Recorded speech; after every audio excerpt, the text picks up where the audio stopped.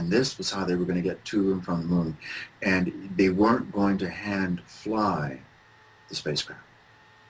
Initially, during the Mercury missions, they thought they were going to hand fly everything, and that's what they planned on doing.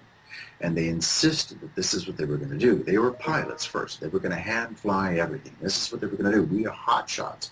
We are test pilots. We are jet jockeys. We are going to hand fly this stuff. We are going to the moon and back, and we're going to do it. You know, we're going to eyeball the whole thing. The guys, the engineers at NASA said, you guys are nuts.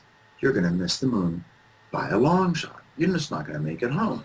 And the analogy they kept saying was, look, when you're coming back to Earth, you're coming back from the moon, you have to hit, when you're trying to enter the Earth's atmosphere, you have to hit your trajectory.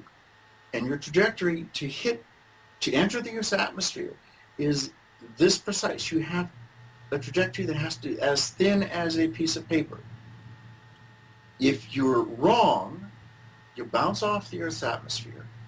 If you miss it by a margin outside this piece of paper, you're bouncing off the atmosphere. If you're going on the other side of the piece of paper, you're coming in too fast and you'll burn up.